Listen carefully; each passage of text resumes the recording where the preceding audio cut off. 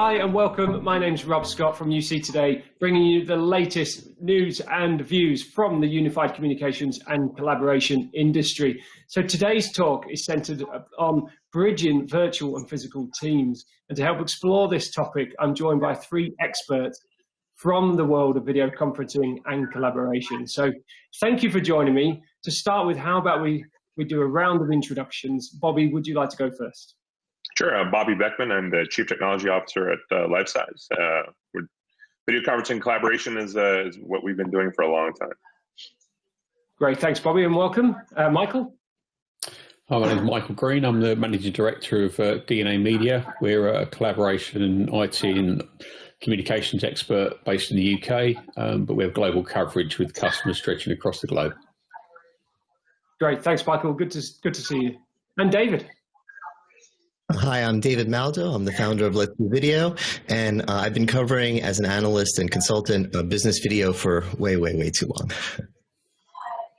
Well, a very warm welcome to you all. So, well, let's get stuck into this conversation because it's going to be an interesting one. We're going to be talking about bridging virtual and physical teams, and hopefully I'm going to get some, or we're all going to get some great advice from you, to help solve this challenge. So, first of all, Bobby, I'm interested to hear and from you all, whether we're ever going to shake hands again. Are we ever going to have physical meetings, or is this virtual world the new norm? What do you see from your perspective? What's happening out there right now? I think obviously right now it's still heavily virtual, but I think you're starting to see folks are returning to the office. Not obviously in droves. You're looking at the 10% coming back, 15%. I could just use the Lifesize office as an example where we're allowing up to 25% back. We're not getting 25% in the office. We're not making anyone come in, obviously, but people are coming back, and you're starting to see those. Every now and then the meeting will have one person in the conference room or two people in the conference room, and everyone else will be virtual. We'll find a new normal, and I think that normal will include human contact. I don't think we're wired well to never be in the same space as someone else. I think. If the people on this call have been doing this video stuff forever, right? I mean, the combined number of video years on this call of experiences, like 100 or something like that, right? So we're all comfortable in this space. What we have to remember is a lot of people, a lot of knowledge workers that suddenly got thrown out of their offices in March. This was not their normal, right? So they are, some percentage of those will want to come back, but some percentage will find that this is great. And so I think what we're going to see is a new level of how our meetings run. And I think the old way of doing it will change. So, Michael. So yeah, we're obviously at the sharp edge of the storm. So we're seeing customers moving and experiencing this rapid transition over to virtual working. And as Bobby says, some of them have embraced it, some have struggled. We're seeing a mix of people that are enjoying that roll out of bed and straight into the office, as opposed to having to have the 2-hour commute into central London, for instance. But we're equally seeing the people that are in single spaces, where they're in one-bedroom flats or that type of environment. They haven't got a study or the luxury of an external space to go to at home, so they're craving the camaraderie of their teammates back in the office. So, as Bobby said, in the UK, we're seeing a move where roughly 20 to 30% occupancy is the number that most people are aiming for in their workspaces. And all of the COVID-safe practices are taking place, where they're putting screens out, they're putting heat detection up. But the importance of video collaboration has really come to a fore in these last 5 months. And we're seeing the message we've been putting out to customers for the last forever is now being proven as a massive tool for customers to utilize. But I think, as Bobby said, there will be a move back to people needing, for those important meetings, that all important handshake and pressing the flesh is vital to secure that deal and cement that relationship. But the video piece will give people the opportunity to embrace and encourage more relationship building over time without the need for all the travel and all the challenges of coordinating meetings. Indeed. David, what do you see from your analyst viewpoint? Sure. Well, but first of all, personally, I'm not shaking hands again. I'm just not. I'm not going to be a handshaker again. I don't know what we're going to do. I'm down with the wave. Maybe Let's bring back the finger guns. Hey you. Hey you. Good to see you. And I'm anticipating some awkward moments when people that I not just like, people I love, when we get back to meeting again, come up to me. Hey Dave, great to see you. And I go, great to see you. Good to see you. But I'm just not. I'm not shaking. I never liked it to begin with. It's from when we used to have swords in a scabbard, and if you shook hands, you showed you're not about to reach for your sword. Okay. I don't think we, I think that stopped being a thing so long ago that we just don't need it anymore. But that being said, we're going back to the office. We're going to be around people again. We definitely, work is going to go back to being work, but it's not going to be the way it was. There's one thing that's very, very different this time, and that's how we proved ourselves, us remote workers. I've been a remote worker. There's been people like me for years now saying, remote work actually works, and a lot of people were like, yeah, kind of, sort of, maybe. They weren't completely buying it. And so when we go back to the office, when it's safe again, there's going to be a lot of us who say, as we said last time and the time before, hey, my computer at home is the same as my computer at work. It's the cloud. I have the same apps. I have the same things. I'm sitting in front of a computer. Instead of spending an hour commuting every day, why don't I spend that hour working for you? And before, the bosses would say, the way I measure how much work I'm getting is by how many hours your butt's in the chair. And when you come to the office, I walk around and I see butts in chairs, and I'm getting my money. I'm getting my value. So, I know you like your remote work. I know you like to sit home in your pajamas and play video games while I pay you, but you're coming back to the office. And we said, okay. But this time, what's different is the bosses are saying something different. When I talk to bosses, he or she, they say, you know something? My home workers are killing it. My productivity's gone up. Some of them are saying my productivity's gone up while they're at home because they don't stop at 5 o'clock. They just keep working. They're into their projects. They're excited about what they're doing. I don't measure productivity by hours anymore. I think some of my people are doing less hours. Some are doing more. I measure by the project.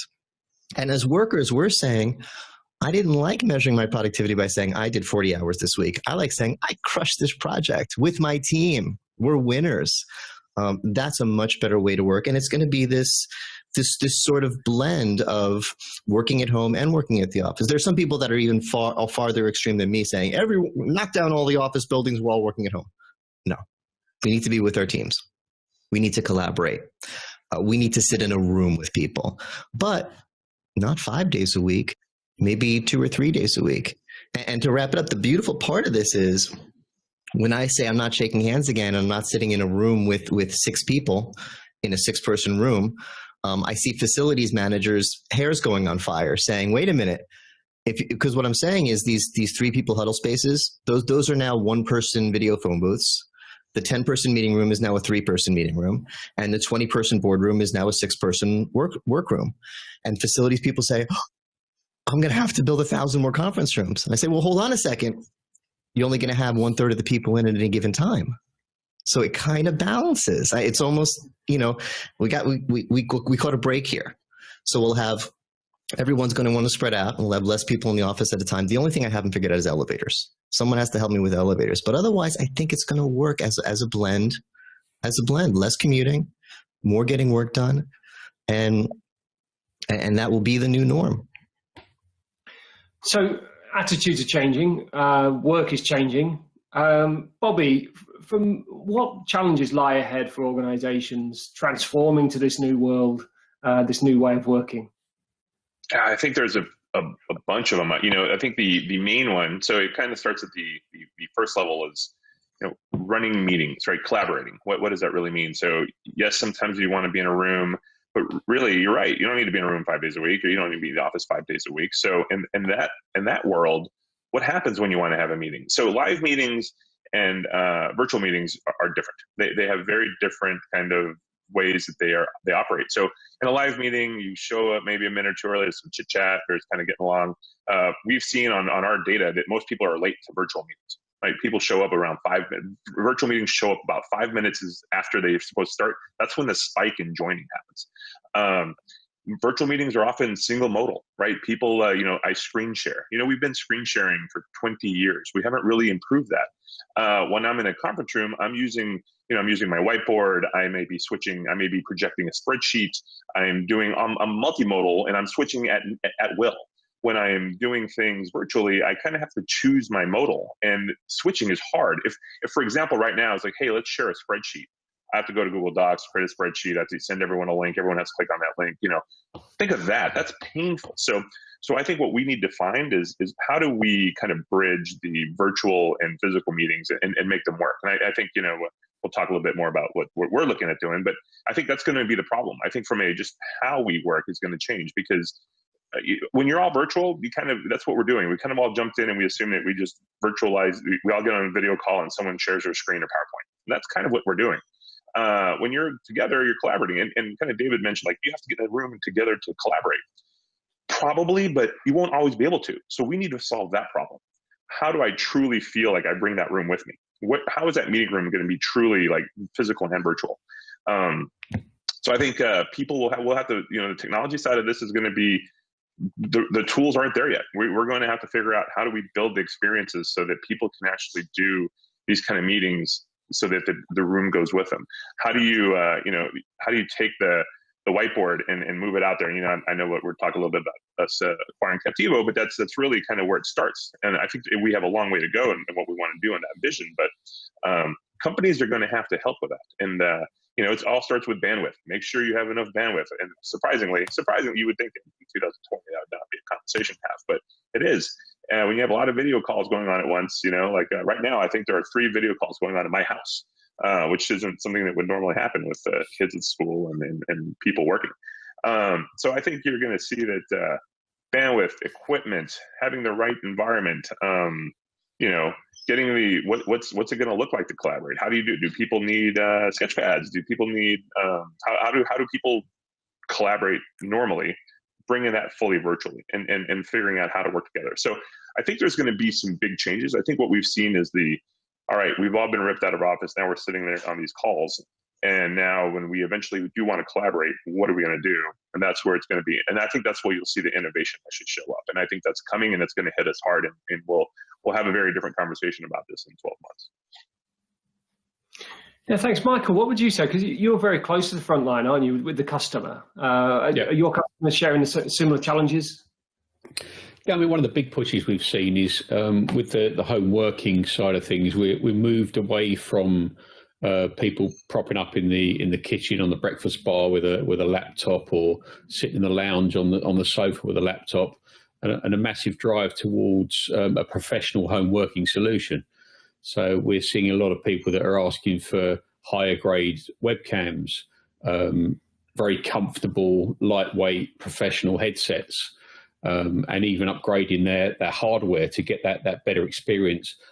Most people moving to a dual screen environment, so they can work on their desktop whilst they actually got the video call on the right left-hand screen, whatever it may be, with the webcam above it, to get that face-to-face experience. And that's also moved on to a situation where we've seen people requesting fully drop-in offices. So we're doing some pods now whereby we can deliver a pod into someone's garden, rig it up with all the technology, hook it up to their electric, hook it up to their internet, and they've got a full working space externally to the house. So they're away from the kids, they're away from the barking dogs and all those sorts of scenarios. And it gives them a place to focus and concentrate on the job in hand. But moving on to what David said about the whole collaborative piece and people being nervous about shaking hands and all those awkward moments, we've got to find a way through that. We've got to find a way to make that acceptable. And you're getting the sorry about that. You're getting the situation where you've got people bouncing elbows in the UK and making all sorts of weird gestures at each other when they first meet.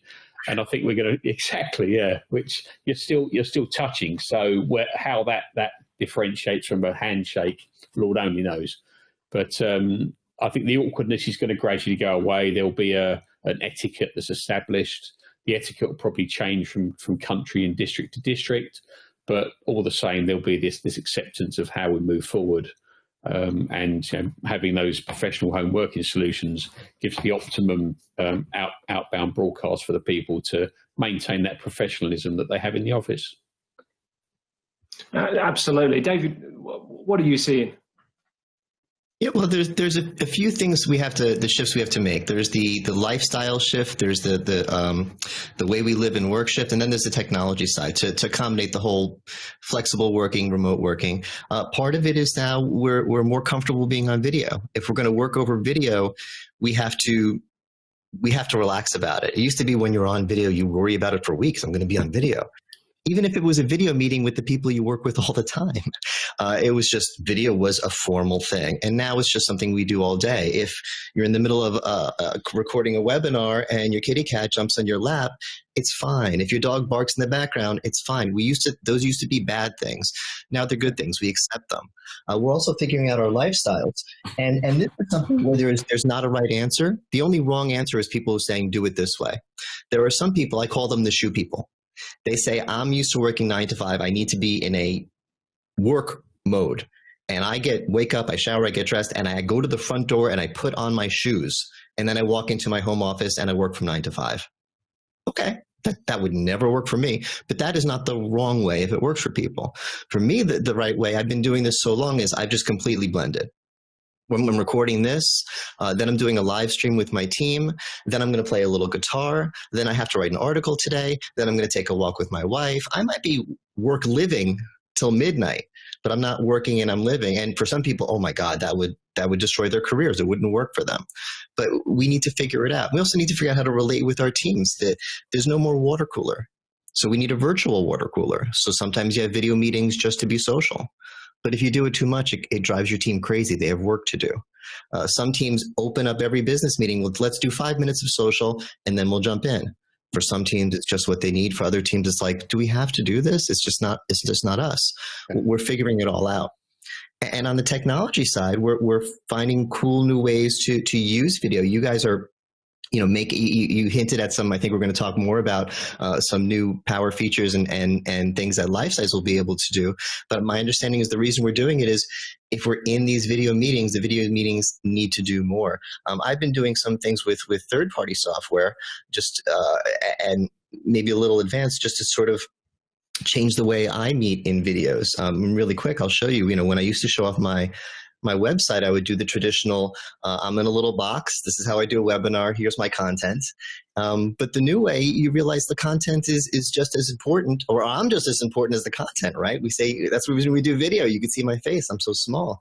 So I wanted to get out of the box, and I found a way to magically get out of the box and even to get rid of the box completely. Or even make myself full-sized and just interact. Here's my website, and here's me. And I could, all sorts of things, move to the left, move to the right. Now, I'm not saying this is the future of video, but I'm saying people like me are doing so much video all the time.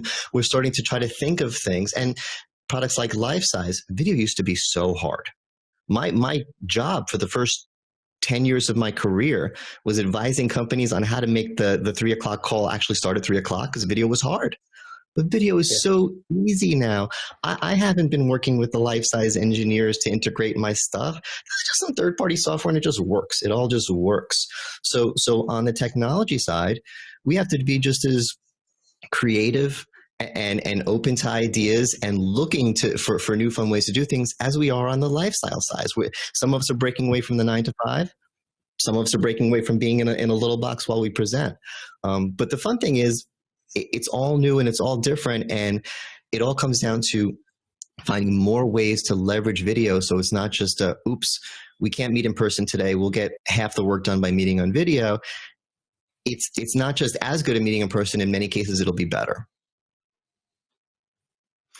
So you're absolutely right. It does feel like organizations do need to have an appetite to experiment right now. And right, there's so many tools, so much innovation in the industry that there's lots to add value to your communication or collaboration experience. So wanted to kind of move on to what the industry's doing. So maybe, David, you could weigh in on that after. But certainly Lifesize, what's Lifesize doing to help organizations, keep the lights on and keep people working with video? Sure.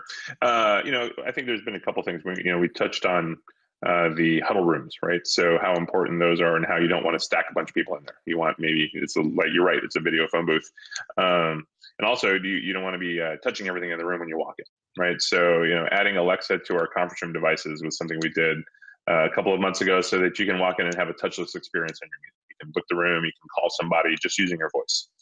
I think the Captivo acquisition that we just did, I think being able to make the whiteboard part of the meeting easily, right? Just as you saw David do that really cool camera trick, which he's going to show me later.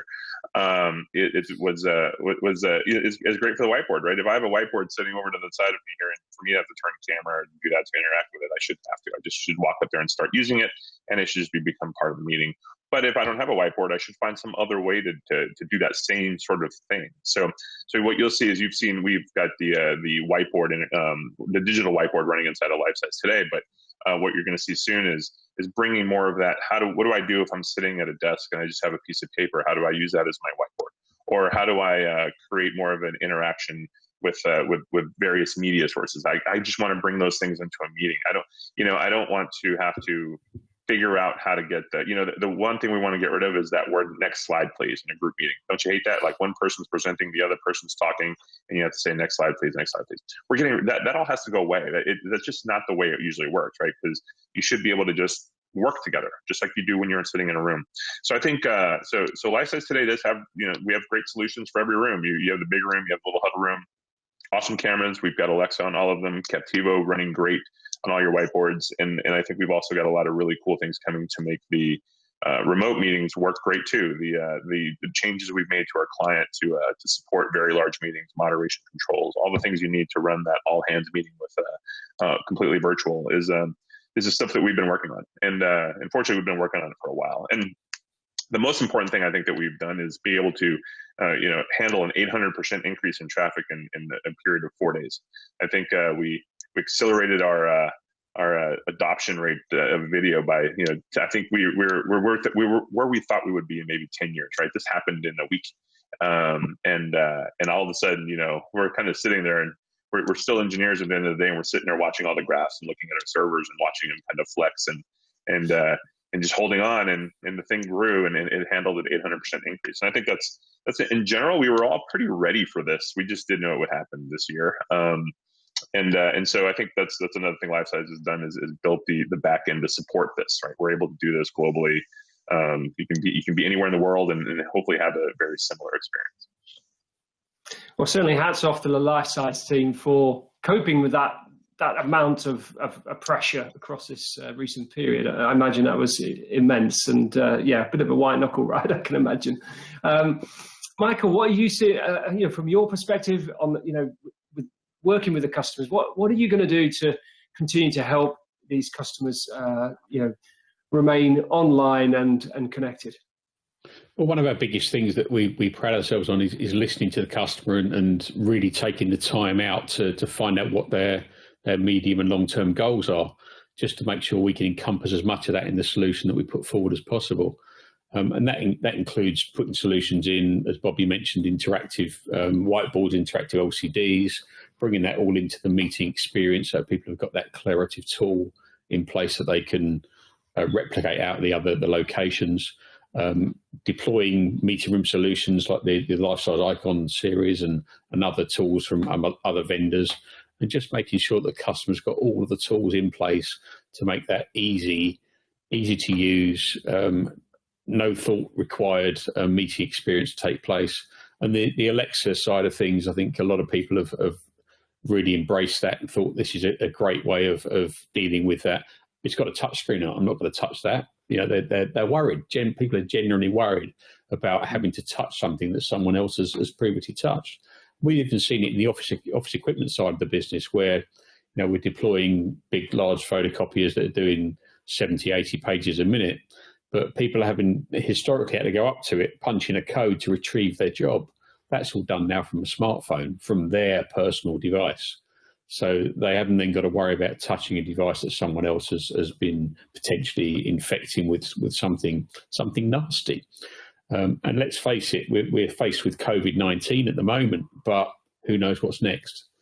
The fact that it's had such an impact globally is nothing short of astounding. And the chances of something else having the same effect has made the whole world sit up and look, okay, well, we need to all do things differently to protect ourselves from the next pandemic that comes along. And that's why I think as the whole purpose of this conversation is that the way we're working today isn't going to go away. And it's going to be that sort of transition backwards and forth until people find that medium that works for them and for their organization and for them personally. Some people are kinesthetic, some people like to have that auditory connection. And it's just finding that way that works for the person as an individual. So, going back to what we do for the customer, it's whatever the customer needs us to do. That's our objective. Good. And David, you've got a good helicopter view of the industry. Are we doing enough? What do vendors and service providers need to do to help organizations go forward? Well, obviously the biggest thing is listening. But the reason that listening actually matters now is video development has changed because we've gotten so good at it. The way video development, technology development used to be was our engineers would say, and I'm going back 10, 20 years, we figured out a way to make something work. And we say, okay, good, put it in the product. And then 6 months later, we figured out a way to do something else. Oh, good, put it in the product. Original video conferencing was screen share with a little bit of video because we figured out screen share first. And whatever the feature was, SIP interoperability, great, put it in there. It wasn't always customer driven. It was video is so hard. Anything we can figure out to make work, just make it work and put it in the product. And now we're so good at it. It all, like I was saying before, it all just works. It literally. It all just works. It's anything we can imagine. And program developers hate it when you say this, but it's true. You could do anything in software, right? They hate it because if you have a hardware problem, your hardware guys say, I can't make I can't make 10 inches of electronics fit in a 5-inch box. I just can't do that. It's physically impossible. With software, everything's possible. My usual, I don't do a lot of coding. I know a little bit of Python, but my friends who code, the way it works is I come to them and I say, hey, I have an idea for a program that does this. And they say, that's impossible. Coding, you can't do that. It would never work. It can't be done. I go, oh, that's too bad. And 3 months later, they call me and they say, hey, can you test something for me? And it's the thing. Everything's possible. There's always a way. So now when your developers are developing, they're not sitting in a bubble saying, how can we make video work? They're listening to you tell them what your customers are telling them. And apparently your customers are telling them, we're doing a lot of collaboration on these meetings. Help us with better whiteboarding features. And you guys made a big move to support that. It wasn't because it was there. It wasn't because someone at Lifesize says, this might be a good idea. Let's see how it goes. It's because the need is there and you're fulfilling the need. And that's what, to give your competitors credit too, the entire industry. The features I'm seeing coming out from everyone are cool features because they're customer-driven features. They're workflow-driven features, and whether they're a lot of it now is trying to help remote workers or whatever. But it's not about this is what video can do. It's about this is the way we want to meet, and that's what we've been looking for a long time. Great stuff. This has been a really interesting session today. It's been great to see you. Thanks for sharing some great insights with us today. And that's it from us. If you've enjoyed today's session, please do give us a quick like or a share on social media. It's always appreciated. But for now, thanks for watching.